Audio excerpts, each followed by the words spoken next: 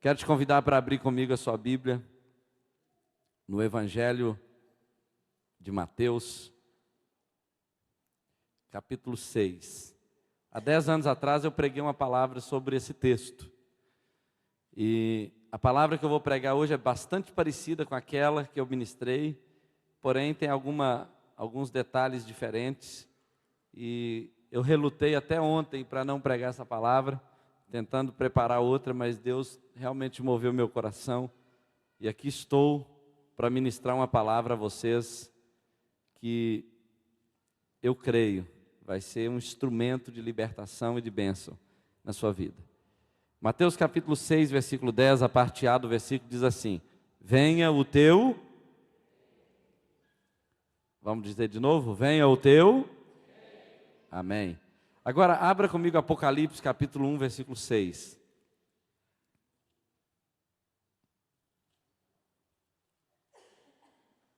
Apocalipse, capítulo 1, versículo 6, a palavra diz assim: E nos constituiu reino, sacerdotes, para o seu Deus e Pai.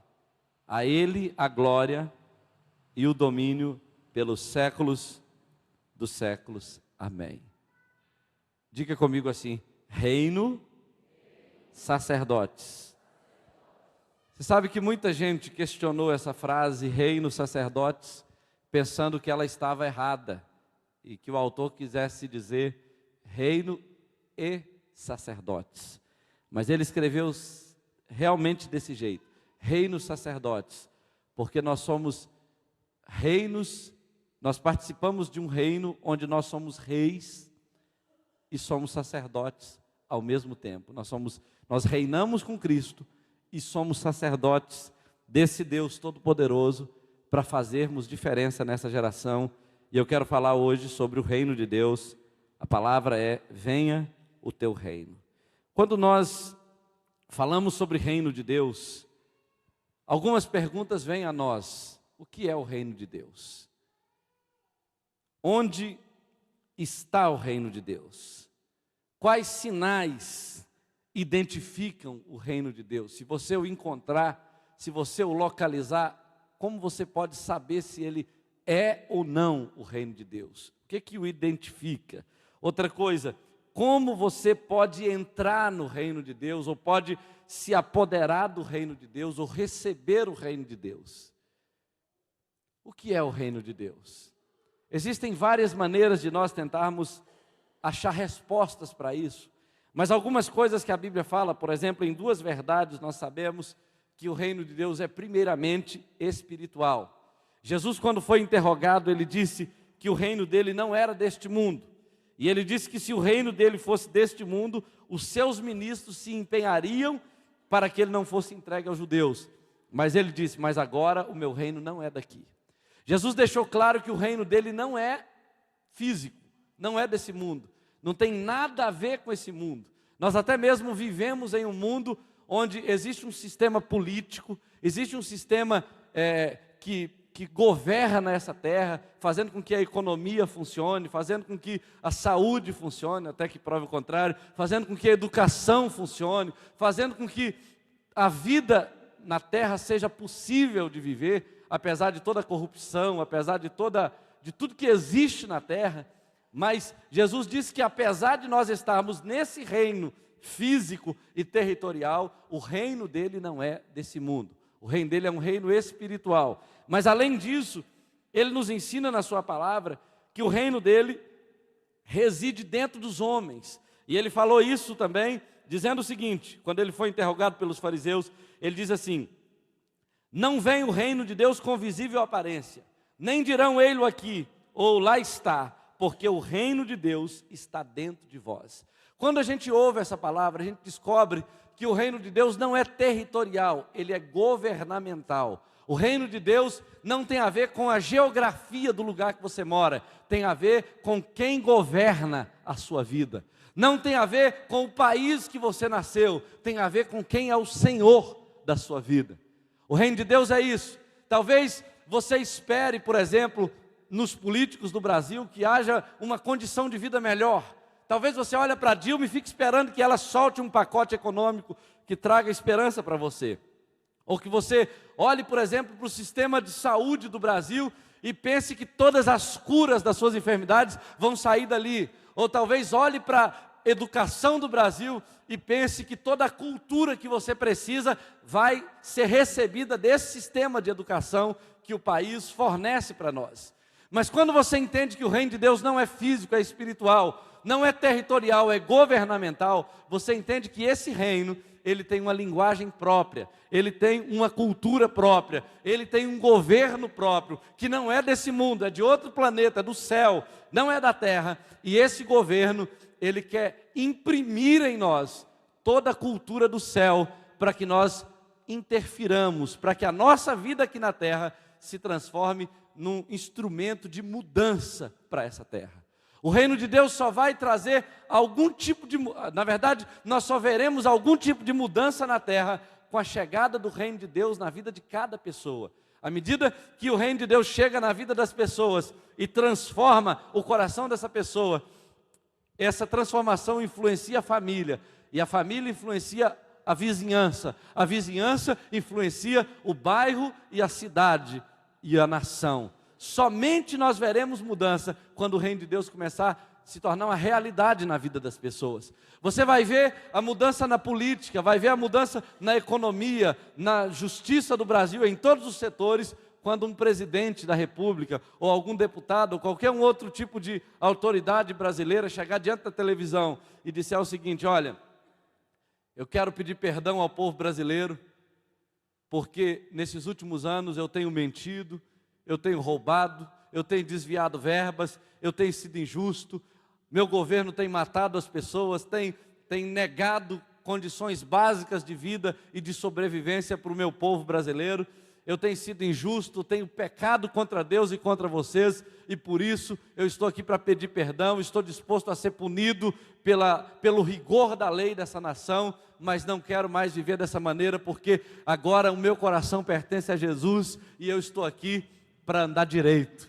O dia que isso acontecer, você vai ver mudança na terra, porque aí chegou o reino de Deus lá. Não adianta um pastor virar presidente da república, não adianta um bom crente tentar mudar o sistema do mundo por meio do sistema do mundo, mas na verdade a mudança só virá quando o reino de Deus entrar no coração das pessoas, porque o problema desse país não tem a ver com o sistema político, com o partido político, tem a ver com o pecado que existe no coração dos homens, tem a ver com a maldade, com a corrupção, com a condição caída, moral e espiritualmente da humanidade, e isso faz com que a humanidade não consiga acertar.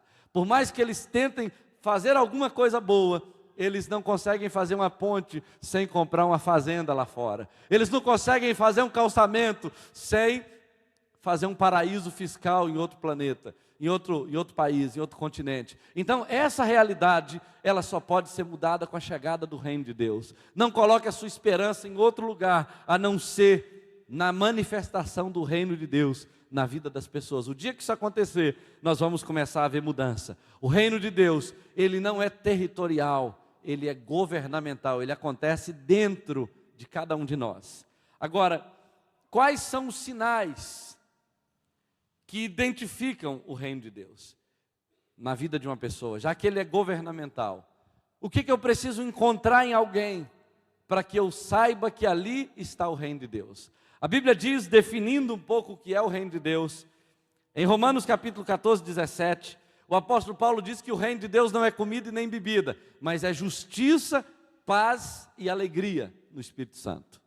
O reino de Deus começa a acontecer na vida de uma pessoa quando ela muda de posição. Todos nós somos pecadores diante de um Deus santo. Todos nós merecemos o inferno diante de um Deus justo. Todos nós temos uma condição miserável diante dos olhos de um Deus que é reto, que é justo e que é santo. Diante disso, queridos, nós merecemos o inferno. Por causa disso, a Bíblia diz que Deus enviou Jesus. E quando Jesus subiu naquela cruz, a Bíblia diz que o justo morreu pelo pecador. Aquele que não tinha pecado, Deus o fez pecado por nós, para que nele, em Jesus, fôssemos feitos justiça de Deus. Então quando Cristo subiu na cruz, Ele assumiu a nossa culpa, para que nós pudéssemos assumir a sua santidade, a sua justiça. Ele assumiu a nossa culpa para que nós recebêssemos a sua inocência. A Bíblia diz que Ele se fez pecado por nós, para que nós nos tornássemos a justiça de Deus. Então, quando Ele morreu na cruz, Ele morreu pelos nossos pecados. Quando Ele ressuscitou para a nossa justificação. Diante disso, a Bíblia diz que nós fomos vestidos, todos cobertos com a justiça de Cristo. Então, quando Deus olha para nós, apesar de sermos pecadores, Ele, através do sangue de Jesus, Ele constata que nós somos a própria justiça de Deus na terra, porque a justiça de Cristo foi imputada em nós. E aí, nós temos uma mudança de posição diante de Deus. Nós não fomos declarados inocentes no inferno. Nós não fomos declarados inocentes em outro ambiente, no tribunal daqui dessa terra. Nós fomos declarados justos no tribunal de Deus. Foi lá que Jesus nos declarou justos. E a Bíblia diz que não há mais condenação para nós. Então, quando você encontra uma pessoa, por exemplo, se esforçando para ser crente, você não está vendo o reino de Deus. Quando você encontra uma pessoa dizendo assim, olha, eu sou um bom crente, eu sou um dos melhores crentes dessa igreja. Ou quando você encontra uma pessoa dizendo, fulano de tal não pode fazer isso porque eu conheço a vida dele, você não está entendendo o reino de Deus. O reino de Deus é um lugar onde o pecador recebe o direito de ser justo. O reino de Deus não é um lugar de pessoas perfeitas, é um lugar de pessoas justificadas. Mas e os pecados das pessoas? Depois nós vamos falar um pouco da chegada do reino de Deus. A Bíblia diz que o efeito da justiça é a paz. Então, porque uma pessoa entende que ela é justificada, que não há condenação para ela, a Bíblia diz que ela se enche de alegria, de paz, porque o efeito da justiça é a paz. Então, justificados, pois, pela fé, a Bíblia diz, tenho paz com Deus, mediante Jesus Cristo. Então, eu não tenho mais medo do pecado. Eu me lembro que no dia de ceia como esse, quando eu era jovem, adolescente, eu tinha medo de ir para a igreja, porque tinha uma irmã lá, esqueci o nome dela, que o pastor colocava ela bem sentada assim na cadeira na frente da igreja, e ela simplesmente revelava os pecados da gente. E olha, a única diferença é que era uma mulher, mas parecia um júri, um tribunal do júri, onde o juiz era o próprio promotor de acusação, a promotoria, e era o próprio juiz. E ela então revelava todos os meus pecados, e o pastor impetrava a sentença, está disciplinado tantos meses. Quem queria ir para um culto de ceia desse? Para ser revelado os seus pecados? Eu não tinha poucos pecados naquela época. Então eu tinha medo, eu ia pecando 3 semanas, na 4ª semana eu ia santificando, porque no domingo eu tinha que participar da ceia do Senhor. Isso, queridos, é a igreja católica, com todo respeito aos católicos que estão aqui. Onde você tem que fazer por merecer. Mas no reino de Deus não é assim não. Justificados, pois, pela fé, temos paz com Deus. Eu sei que eu sou pecador, mas Deus me declarou justo. Isso não me dá direito para viver no pecado. Pelo contrário, isso me dá vontade de andar em santidade, porque eu não merecia ser justo, mas Ele me declarou justo, se fazendo culpado no meu lugar. Então eu tenho paz com Deus, eu não tenho medo de Deus revelar meu pecado. Olha, se algum irmão aqui, por mais espiritual e poderoso que seja, se ele levantasse e falasse, olha pastor, eu sei esse pecado seu, eu falo assim, só esse? Eu sei muito mais do que você, eu sei também esse, eu sei também esse, também esse, também esse. Eu sei que eu sou pecador. Pior, Deus sabe que eu sou pecador, só que Ele decidiu me declarar justo no tribunal dele. Isso é o reino de Deus. Quando alguém entende isso, ele tem paz com Deus. Eu não tenho vontade de viver na prática do pecado, porque eu fui justificado pela graça de Deus, pela fé em Jesus. Eu não tenho vontade de voltar para aquela vida. Pelo contrário, eu tenho vontade de me aproximar mais ainda de Deus. Eu tenho paz com Ele. E além disso, a Bíblia diz que o reino de Deus é marcado pela alegria. Uma pessoa que não vive se condenando e tem paz com Deus, é uma pessoa alegre. Onde você encontrar uma pessoa alegre, na presença de Deus, porque entendeu quem ela é, a posição que ela tem diante de Deus, pode ter certeza, o reino de Deus está aí. é marcado por isso. Esse é um dos poderosos sinais de que essa pessoa está no reino de Deus e de que o reino de Deus está na vida dela. Mas além disso, o reino de Deus é também marcado pela libertação. A Bíblia fala, por exemplo, em Lucas 11:20, Jesus dizendo: se eu expulso Satanás pelo dedo de Deus, a vós é chegado o reino de Deus. Mas ele diz também, o apóstolo Paulo diz em Colossenses 1:13, se eu não me engano, ele diz o seguinte, que ele nos transportou do império das trevas, ele nos libertou do império das trevas e nos transportou para o reino do Filho do seu amor. Então, na verdade, houve aquela mudança de posição, mas o processo me arrancou das garras de Satanás e me levou para o reino de Deus. Eu fui tirado daquele estado de escravidão. Quando eu olho para o passado, eu preciso achar libertação em mim. Do que Deus te libertou? Do que Deus me libertou? Eu sei do que Ele me libertou. Eu queria ser crente, eu queria servir a Deus, mas eu não conseguia ser um crente completo. Não conseguia. Eu conhecia o reino de Deus. Eu cresci num lar evangélico. Eu tinha parentes evangélicos e não evangélicos. Então na minha casa era um ambiente de crente. Só que alguma coisa dentro de mim me fazia ter desejo de conhecer o mundo, de experimentar o mundo. Ainda que eu não estivesse lá no mundo, alguma coisa dentro de mim tinha cheiro de mundo. Por exemplo, eu tinha mágoa e raiva e ódio de pessoas até que eu não conhecia. Eu simplesmente me imaginava batendo em alguém, matando alguém. Era uma revolta que, como diz Mateus, parece até que eu não fui abraçado quando eu era criança.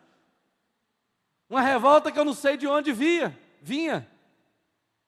Eu queria bater em alguém, eu queria matar alguém, e quando alguém me irritava, eu partia para a ignorância desde criança, desde muito cedo. Tinha hora que eu era muito crente, tinha hora que eu era muito nervoso. Às vezes, queridos, durante muito tempo, eu lutei como adolescente e jovem com o problema da pornografia, da prostituição, da promiscuidade, mesmo querendo ser crente. Querendo servir a Deus, conhecendo um pouco de Deus e do reino de Deus, dentro de mim parecia que existia uma guerra entre dois mundos, entre dois reinos. Um lado de mim queria Deus, o outro lado queria tudo que tem no mundo. Eu já tomei cerveja, já me envolvi com outros tipos de drogas lícitas, mas nada dessas coisas era o meu forte. Eu gostava mesmo, era de vinho. Inclusive eu gostava da ceia por isso, porque lá servia vinho. Mas eu gostava de vinho, eu não podia ver um garrafão de vinho, e eu não ficava bêbado muito fácil. Então, eu gostava de vinho, eu gostava muito de vinho. E eu fui, até talvez uns 18 anos, até quando eu fui para o seminário, eu gostava demais de vinho. Aquele negócio era um Deus na minha vida. Eu realmente amava a Deus, mas eu amava o vinho. Eu gostava daquilo. Eu gostava de alguns pecados que eu tinha que ficar pedindo perdão direto por eles. Mas eu não conseguia ter vitória. Eu orava, pedia perdão a Deus e dizia: Deus, daqui para frente eu vou andar em vitória. Mas daí, 2 dias, 3 dias, eu estava andando em derrota de novo. Eu conhecia o reino de Deus, mas ele não estava em mim. Eu não vivia um estado de libertação completa.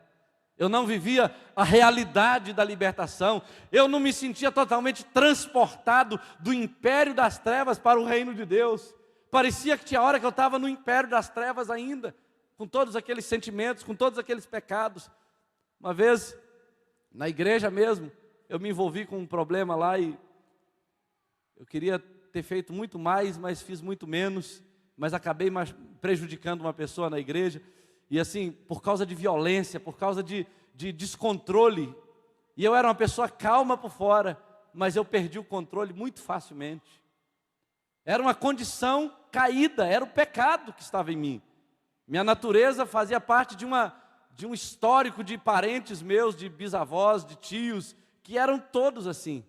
O pessoal até conta lá que meu bisavô, meus tios-avós, eles eram muito cruéis, matavam pessoas, arrancavam o rosto, a pele do rosto da pessoa, para ela não ser conhecida. E tudo isso vinha de uma origem maldita que estava na nossa família, na nossa casa. Então eu queria ser crente, mas tinha esse temperamento, essa natureza.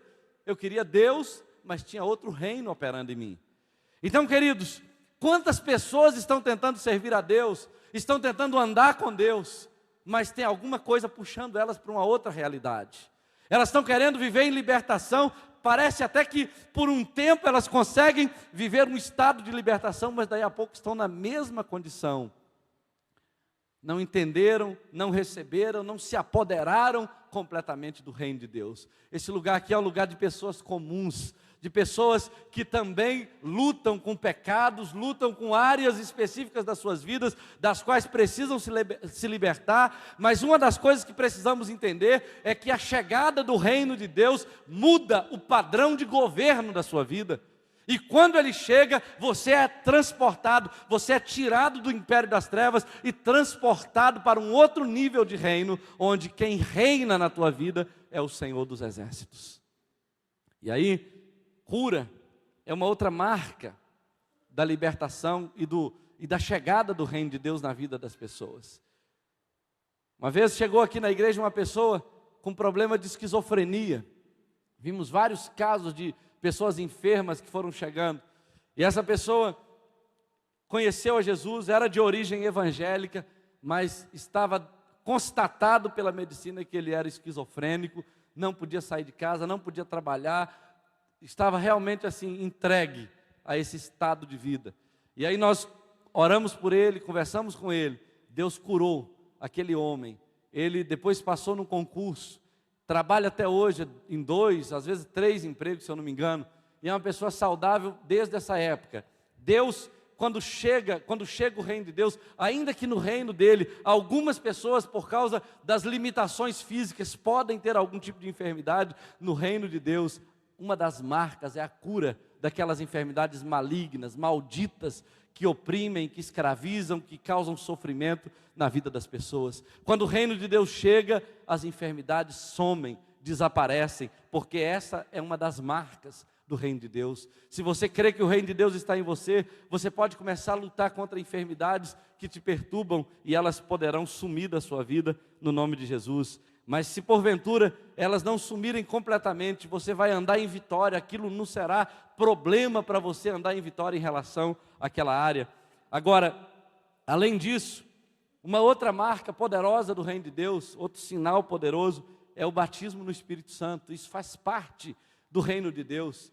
A Bíblia fala, por exemplo, em Atos capítulo 2, que é a história do Pentecostes, e também em Lucas 24, 49, Jesus disse o seguinte aos discípulos: ficai em Jerusalém até que do alto sejais revestidos de poder. Os discípulos precisavam, para selar a chegada do reino de Deus, serem revestidos de poder, e eles ficaram ali. Aquele derramado do Espírito Santo selou um novo tempo na vida deles. Eu me lembro que pastor Edson Nascimento, que foi o meu mentor no início do ministério, já está com o Senhor, ele estava pregando na Bahia, em Vitória da Conquista, no final da década de 50, quando Deus começou a trazer um movimento de avivamento em todo o Brasil, e ele estava pregando numa igreja tradicional, quando Deus falou ao coração dele que ele ia derramar o Espírito Santo sobre as crianças, porque os adultos não criam. E aí a igreja não reagiu. Quando foi no final daquela noite, a mãe, junto com a criança, de 8 anos, foi até a casa do pastor, e o pastor falou, quis saber do que se tratava, e aquela criança disse assim: olha, eu não vou dormir, se Deus quer batizar as crianças com o Espírito Santo, eu quero ser a primeira criança a receber esse batismo. E aí o pastor colocou a mão sobre a cabeça desse menino de 8 anos, e ele foi cheio do Espírito Santo, e falou uma variedade de línguas impressionante. Quando foi na manhã seguinte, o pastor estava ministrando na escola dominical, e aí aquele menino entrou pelo corredor da igreja, e falou com todas as crianças o seguinte: olha, hoje, 3 horas da tarde, eu vou estar lá na praça tal, orando por quem quiser receber o batismo com o Espírito Santo. E aí juntaram-se 80 crianças naquela praça, e ele orou e colocou a mão sobre todas elas, e todas as crianças foram batizadas com o Espírito Santo, todas.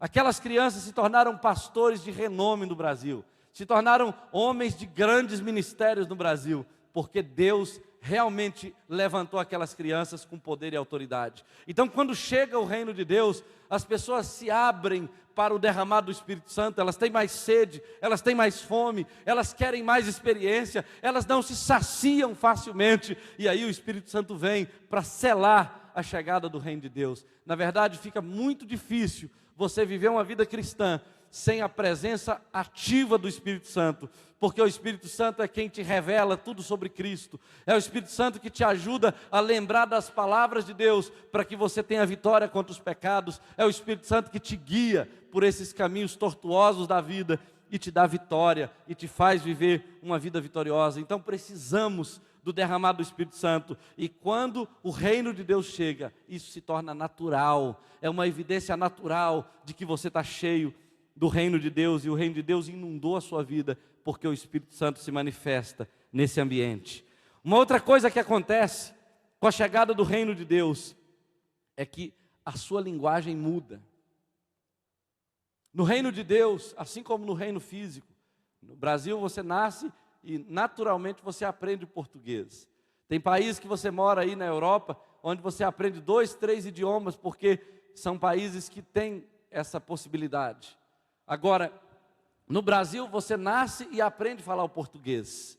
No reino de Deus, quando você nasce de novo, você tem que mudar a sua linguagem, mas não é você que muda. À medida que o Senhor vai enchendo você da palavra, através de uma busca, de uma entrega completa, de se apoderar do reino de Deus, a sua linguagem muda.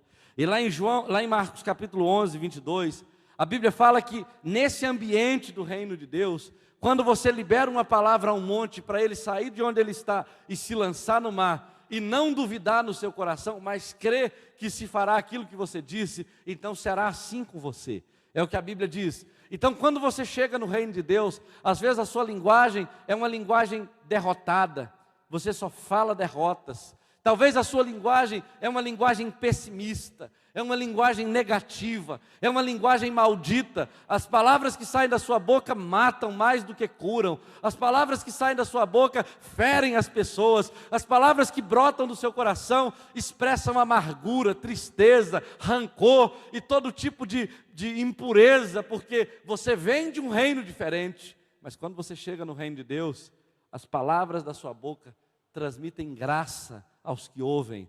Quando vocês vêm do reino de Deus, a Bíblia diz, quando o reino de Deus vem a você, a Bíblia diz que Deus te dá língua de erudito, como a palavra de Deus já disse.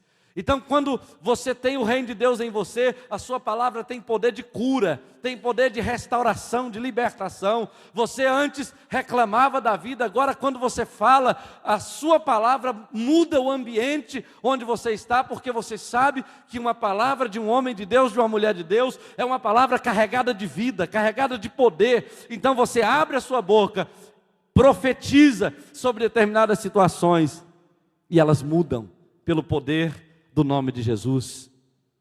Nós temos visto isso aqui em Viçosa quantas e quantas vezes, nesses 16 anos que estamos aqui. Temos visto palavras serem liberadas e milagres acontecerem, muitas vezes, porque realmente o reino de Deus, ele é sinalizado por uma linguagem criativa. Talvez você não saiba disso, e tem usado a sua boca para amaldiçoar seu filho, tem usado a sua boca para negar o que você crê muitas vezes. Talvez você chega para o seu filho, para o seu marido, e diz assim: olha, esse menino, ou esse marido, não tem jeito, é isso, é aquilo, e libera palavras de morte, quando a palavra da sua boca poderia mudar toda uma situação. Eu me lembro que, já contei aqui para vocês, mas uma mulher, esposa de um marido alcoólatra, daqueles que chega em casa e vai para o banheiro e faz xixi, e quando a mulher acorda, em vez dele ter ido para o vaso, ele foi para o guarda-roupa, de tão bêbado que estava, e faz xixi na gaveta, e suja toda aquela mobília, aquelas roupas que estão ali. Então um dia ela chegou para o pastor e falou assim: olha, pastor, eu não aguento mais esse marido, essa é uma desgraça de um homem que não presta, que não vale nada. Eu fui casar muito mal da minha vida, bem que minha mãe falou que esse homem não prestava, não valia nada. Então eu estou aqui para dizer para o senhor que eu vou separar dele, vou mandar ele para o quinto dos infernos. Eu não quero nem saber desse homem nunca mais na minha vida. E ele então falou assim: de quem que você está falando? Ela falou: do meu marido, aquela porcaria daquele homem que está lá em casa. Aí ele falou assim: olha, esse homem é um homem de Deus, é um santo homem de Deus, é um pastor abençoado. E ela: não, o senhor não conhece aquele homem, o senhor dorme com ele à noite para o senhor ver. E aí ele falou assim: é um homem de Deus, um homem abençoado e tal. E ela amaldiçoava e ele abençoava, ela amaldiçoava e ele abençoava. E aí, então, ela perguntou: o que o senhor quer dizer com isso? O senhor nem conhece ele. Ele disse o seguinte: olha, minha irmã, eu estou dizendo o que eu creio, não o que eu estou vendo. A senhora está dizendo o que a senhora está vendo, não o que a senhora crê. E aí, ele disse o seguinte: vai para casa, começa a tratar esse homem como homem de Deus, e tenha paciência, porque a senhora vai ver esse homem ser um homem de Deus. Então esse homem chegou em casa naquele estado, e ela então tinha preparado uma mesa especial para ele, daquele jeito que só prepara quando o pastor vai, sabe? Tem muito marido que fala assim: ó, pastor, o senhor tem que vir mais vezes aqui em casa, porque tem vasilha aqui que nunca saiu do armário, nunca saiu, mas quando o pastor chega, tira as melhores vasilhas, nunca tirou para o marido, mas para o pastor tira, ou para a visita. Então tirou aquelas vasilhas especiais, colocou na mesa. O marido chegou e falou: quem vai vir aqui? O pastor vai vir aqui? Vai ter visita? Falei: não, eu preparei isso para você, isso é uma bênção. E o cara falou, endoidou. Quem bebeu agora foi ela. E aí tratou ele com honra. Ele falou umas besteiras lá, foi embora tomar banho, dormir, ignorou a mulher. No outro dia a mesma coisa. Ele foi pegar a roupa dele, estava super passada. E ela fez isso com todo carinho, com fé, profetizando na vida dele. E ele vinha reclamar e xingar, e ela falava: você é uma benção, meu amor, eu te amo, e não sei o que, você é muito especial, você é um homem de Deus. E ele não entendia nada, falou, endoidou mesmo, e foi embora, e ficou com aquele negócio na cabeça o dia todo. Então no dia seguinte, na semana seguinte, no mês seguinte, ele tratando ela mal, e ela só liberando palavra de bênção, e fazendo o melhor que ela podia, e orando e jejuando, tomando posse da promessa. Quando o pensamento vinha, e ela liberava uma palavra de bênção. E foi assim. Até que um dia, ela estava se arrumando para ir para a igreja, perfume, vestido bonito. Aí ele estava lá meio esquentado, olhou para aquilo e falou: você vai aonde? Eu falei: estou indo para a igreja. Ele falou: não, você não vai assim não. Você não vai sozinho assim não, espera aí. Aí ele se vestiu e foi com ela. Ele começou a notar a mulher que ele tinha. Foi com ela, sentou lá na igreja, não gostou de nada, mas foi embora para casa com ela. Falou: daqui para frente você não vai mais para a igreja sozinha não, tem muito homem naquela igreja. E aí começou a trazê-la para a igreja, começou a andar com ela. Ele começou a gostar e acabou aceitando Jesus. Passado alguns anos, vários anos, ele realmente se tornou pastor da igreja metodista, se eu não me engano, de uma cidade do interior de São Paulo. Isso é possível. A palavra tem poder. Pode até parecer difícil, mas a Bíblia diz que pela fé entendemos que o universo que nós vemos foi criado pela palavra de Deus. Quando Deus quer criar algo novo, quando Deus quer fazer algo extraordinário, Ele envia a sua palavra. Quando Ele quis mudar a realidade do mundo, quando Ele quis salvar a humanidade, sabe o que Ele fez? Ele enviou a sua palavra em forma de homem. A Bíblia diz que o Verbo se fez carne e habitou entre nós. Então, quando Deus quer mudar alguma coisa, Ele libera a palavra. Quando você quiser que alguma coisa mude, comece a liberar a palavra, tanto falando quanto orando, porque às vezes você fala com fé e ora sem fé, reclamando, lamentando, lamuriando diante de Deus, ou então você ora com fé, mas fala sem fé. Então, a partir de hoje, saiba que a chegada do reino de Deus é sinalizado com uma linguagem criativa, uma linguagem que tem poder para criar aquilo que aparentemente é impossível. Além do mais, a chegada do reino de Deus é caracterizada pelo poder que se manifesta, porque o reino de Deus não consiste de palavras, como Paulo disse, mas em demonstração de poder. Existe poder na sua vida? Tem algum mosquito te incomodando e você não está conseguindo espantá-lo? Tem alguma formiguinha mordendo no seu pé e você não consegue pisar nela, uma barata? Sabe, queridos, às vezes nós estamos sendo perturbados por maldições, por demônios, por problemas de insônia, por intrigas. É só você entrar naquele quarto e você briga com aquela mulher ou com aquele marido. É só ele entrar em casa que o clima fecha entre vocês. O que está acontecendo? Será que não tem profeta na sua casa? Será que não tem reino de Deus na tua vida? Porque quando o reino de Deus chega, chega poder. Uma vez os demônios começaram a me perturbar aqui em Viçosa. E honestamente eu cria no que a Bíblia diz sobre demônios, mas eu me recusava a acreditar que um demônio fosse perturbar um pastor que estava andando direito com Deus. Eu não aceitava isso. Eu não acreditava nisso, não aceitava isso. Mas realmente ele começou a nos perturbar muito, os nossos filhos, a nossa casa, e assim, de uma forma muito terrível. Vocês muitos conhecem a história, então eu vou direto ao ponto. Então um dia, eu cheguei em casa e descobri, eu tive o discernimento do que estava acontecendo. Tinha um centro de macumba na frente da minha casa, e eles estavam mandando ver sem dó, macumba. Até cheguei a ver uma galinha preta que eles estavam sacrificando na frente do meu apartamento lá.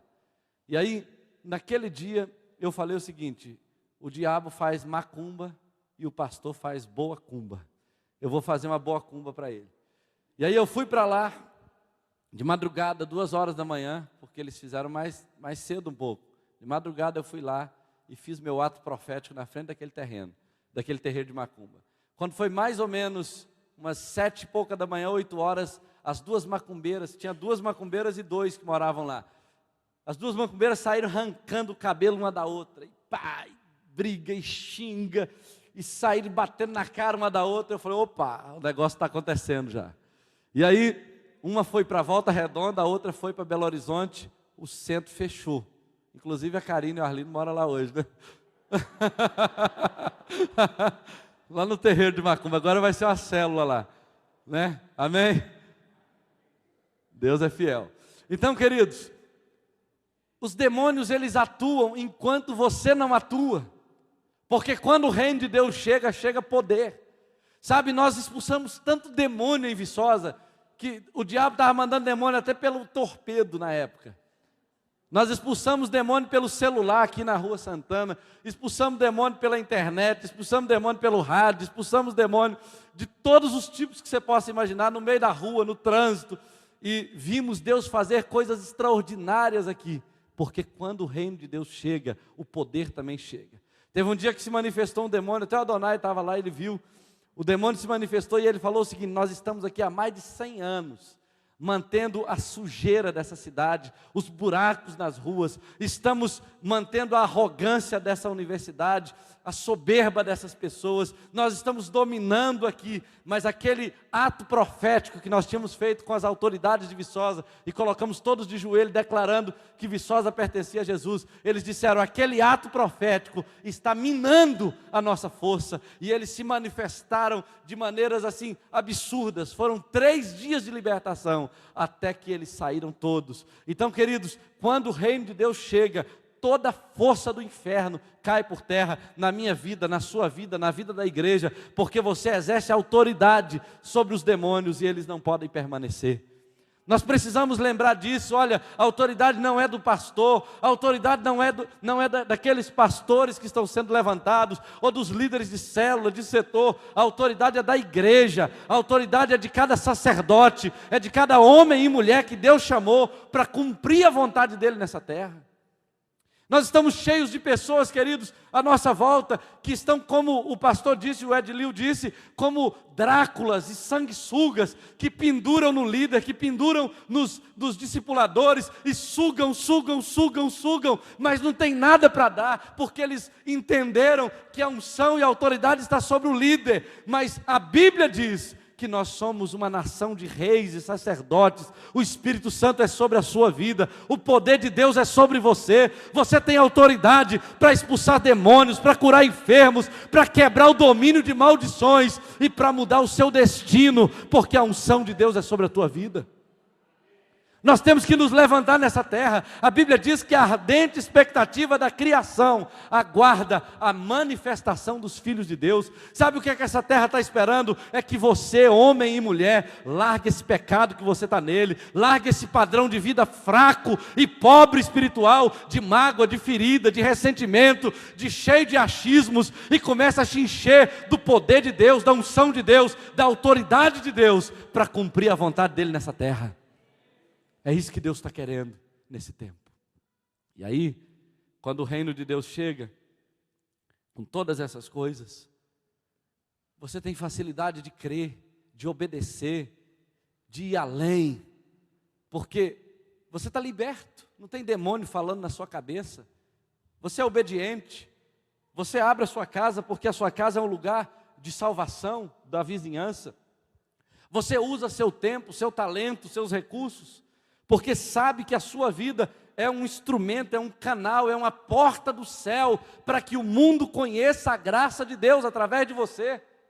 Você não vai ficar preso na Babilônia. É Babilônia o nome da novela? É? Tatão estava me dando as dicas um dia desse aí, me alertando. Babilônia, uma novela que, segundo o que estão dizendo, é uma coisa, pelo nome não precisa dizer mais nada. Babilônia é a mãe das prostituições. Babilônia é o lugar da rainha dos céus, onde todo tipo de perversão e de pecado acontecia. Então, queridos, não pense que Babilônia tem alguma coisa para você. Abra sua casa para Deus, abra sua vida para Deus, vai para a célula, vai discipular, vai ser discipulado, porque o reino de Deus é sobre a tua vida. Agora, além disso, o reino de Deus é marcado pela manifestação do ministério dos anjos. A Bíblia diz em Hebreus 1, versículo 11, que os anjos de Deus são seres ministradores a serviço de Deus, em favor dos que hão de herdar a vida eterna. Então os anjos trabalham para Deus, em nosso favor. Eles trabalham para Deus, eles não me obedecem, eles obedecem a Deus. Eu não tenho que orar a anjo, eu não tenho que adorar a anjos, nada disso. Eu tenho que adorar a Deus, eu preciso orar a Deus. Mas quando eu trago a presença de Deus para perto de mim, os anjos de Deus vêm ministrar. Onde Deus está, os anjos estão. E eles são instrumentos, tanto para trazer bênçãos, quanto são instrumentos de libertação, de provisão, de milagres, de proteção e muitas outras coisas que a gente poderia falar aqui. Tive uma experiência uma vez, quando eu era um pouco novo, eu estava assim, nesse processo de receber o reino de Deus. Eu tinha alguns pecados, eu passei por algumas lutas muito grandes, e eu queria muito servir a Deus, mas eu queria muito o pecado também, e como eu já contei para vocês, mas no dia que eu tomei uma decisão, o pecado estava lá diante de mim, eu olhei para ele, ele olhou para mim, eu conversei com Deus, eu falei: olha Deus, eu quero aquele pecado ali, mas eu sei que o Senhor não quer. Então como é que eu faço para vencer esse negócio? Aí Deus falou comigo: está na sua mão, se apodera da minha promessa, ou então entra naquilo ali e acaba tudo, porque eu tenho um plano na sua vida, mas se você cair naquilo ali, já era. Aí eu então decidi seguir a Cristo. Fui para casa um dia, depois de uma pregação poderosa de um pastor que já até morreu, e ele estava pregando numa unção tremenda, e eu voltei para casa imaginando aquela palavra, flutuando naquela palavra, cheio assim de alegria, de regozijo, falando em línguas e tudo. Aí fui para casa, deitei na minha cama para dormir, e de repente 2 anjos vieram, um de um lado, outro de outro, pegou no meu braço assim e falou: nós vamos fazer uma viagem. E nós então subimos numa velocidade impressionante. Nunca vi nada parecido, parecia aquelas viagens estelar. Vi planetas e sistemas planetários que eu nunca imaginava que existia. Atravessei esse universo numa velocidade impressionante, até que eu cheguei num ambiente que não tinha mais nada, não dava para ver mais nada, tinha sumido tudo. E aí eu tive uma visão do que a Bíblia chama de Nova Jerusalém, lá em Apocalipse. Eu vi uma cidade muito linda, indescritível, e quando eu vi aquilo, imediatamente o meu coração desejou mudar para lá. Eu falei: é aqui que eu quero morar o resto da minha vida. Não quero mais voltar para casa. Eu não conseguia falar com eles, mas eu queria dizer para eles que eu queria ficar ali. Esse era meu lugar. E eles então falaram assim: olha, nós trouxemos você para ver, mas temos que voltar. E aí nós descemos, numa velocidade impressionante. Eu queria ter ficado, mas tive que descer. Se alguma pessoa tentar dizer para mim que o céu não existe, nunca vai me convencer. Eu vi o céu. Mas mais ainda, quando eu cheguei, naquela velocidade que eu desci, a mesma que eu subi, eu desci, e eu caí na cama ali, eu pensei, foi um sonho, mas algo tinha acontecido. Eu estava molhado da cabeça aos pés, parecia que uns 2 baldes d'água tinham sido jogados sobre mim. Eu estava falando uma língua estranha, desembolada, sem parar. Minha mãe até pensou que eu estava orando. E eu olhei no relógio, não tinha passado tempo nenhum, eu tinha acabado de chegar. Então foi uma experiência espiritual impressionante, através do ministério dos anjos. Depois disso, muitas outras coisas, que eu encerro com essa aqui, para a gente finalizar essa palavra. Eu cheguei em Ipatinga, peguei minha mala, fui para o seminário, por ordem de Deus, por obediência a um chamado de Deus. Só tinha dinheiro para ir, só tinha roupa, todo o meu patrimônio estava dentro daquela malinha ali, daquela bolsa. Desci numa rodovia lá, principal de Ipatinga, não conhecia nada em Ipatinga. Parei, olhei para um lado, para o outro. Perguntei à primeira pessoa que chegou perto de mim: onde mora o pastor Edson? Eu falei: não conheço não. Eu falei: mas você não sabe onde ele mora? Ele é pastor de uma igreja assim, assim, assim. Ele falou assim: olha, Ipatinga é muito grande, viu? Vai ser difícil se você não tiver o endereço. Aí eu andei um pouquinho assim, fui para o orelhão, peguei uma ficha, na época ainda existia ficha, coloquei lá no orelhão, liguei para o 102, pedi o telefone de um pastor, aí caiu na casa de um outro pastor, falei com ele: o senhor conhece o pastor Edson? Ele falou: conheço. O senhor me fala o endereço dele? Ele falou: não posso. Eu falei: por quê? Ele falou: todo dia liga pessoas para mim aqui dizendo que conhece alguém, que quer falar com não sei quem e tudo, e você pode ser uma dessas pessoas, eu não posso te falar. Aí desligou o telefone. Aí eu fiquei lá pensando nessa realidade. Não tinha dinheiro para voltar para casa, não tinha dinheiro para almoçar, não sabia para onde eu tinha que ir, estava a um passo de me tornar um andarilho. Aí de repente encosta um fusquinha amarelo, palha, do meu lado assim. Eu nunca sabia que anjo usava fusca, viu, Toninho? Mas Deus sabe, né? Se chegasse uma Ferrari lá, talvez eu tivesse medo. Podia ser o diabo. Então encostou um fusquinha e falou assim, eu estava lá dentro da cabine do telefone, e falou assim: amigo, entra aqui porque eu sei onde você está indo. Eu entrei no fusquinha com ele, não perguntei o nome dele, não perguntei como ele sabia, porque ele não tinha ouvido eu falar. Ele acabou de chegar quando o cara desligou o telefone.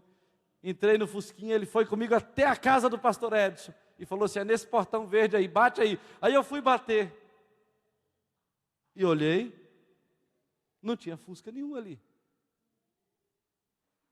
Aí bati, quem entra? Quem abre? Pastor Edson Nascimento, quase 70 anos.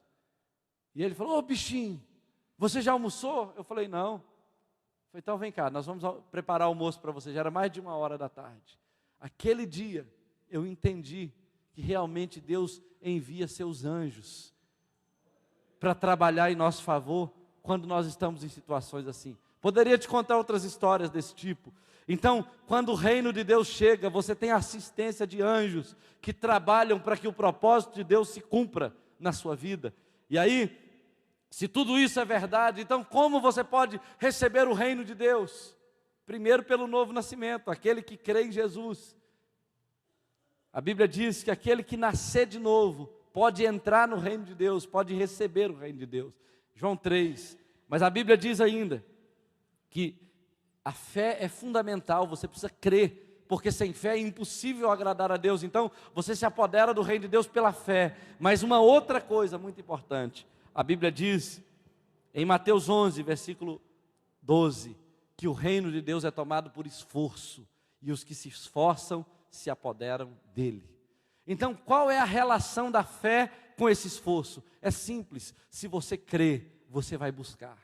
Se você realmente acredita nisso, você vai querer ter essa experiência. Se você realmente crê que isso é verdade, você vai mergulhar de cabeça, você vai querer conhecer os segredos de Deus, você vai querer viver um padrão de vida liberto, ressurreto, um padrão de vida de cura, de poder, de autoridade, de unção, de vitória, porque você sabe que essa é a marca de alguém em quem o reino de Deus está. Então, nessa noite, se você realmente quer ter essa experiência, você sabe que o reino de Deus é tomado por esforço.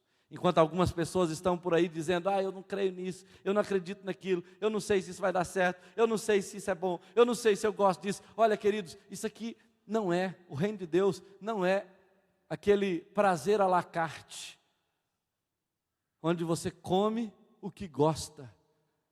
O reino de Deus é um projeto de Deus para a sua vida. Se você quer, você vai receber muito dele. Se você não quer, vai ficar chupando o dedo enquanto outros recebem. O reino de Deus é assim. O reino de Deus é para aqueles que creem. É para aqueles que creem. Então, nessa noite, se você quer cura, libertação, poder de Deus, quer ver anjos trabalhando em seu favor, vai para a presença dele. A gente estava aqui na sexta-feira, na vigília, teve muita gente, embora muitos não vieram, estávamos aqui. Deus fez curas aqui, foi uma noite de milagres, uma noite poderosa. Mas antes disso acontecer, eu estava bem ali no cantinho orando. Eu vi tanto anjo ministrando aqui nessa igreja. Eu falei, gente, tinha tempo que eu não via tanto anjo assim. Falei, parece que isso aqui virou Manaim, acampamento de anjos. Nunca vi tanto anjo. Eu fiquei observando, tinha uns que brilhavam, tinha muito. Eu falei, isso aqui está parecendo o céu na terra. E aí quando foi no final, teve curas, teve milagres, porque a presença de Deus, querido, se manifesta. E quando ela se manifesta, os anjos, o poder de Deus, a glória de Deus começa a fluir. E tudo que é possível no céu começa a ser possível na terra. Então nós vamos orar nessa noite, porque a palavra de Deus diz que Jesus nos constituiu reino e sacerdotes. Reino, sacerdotes, como a Bíblia disse aqui. Então a marca do reino de Deus é que a transformação começa em você. Depois ela espalha pelo mundo.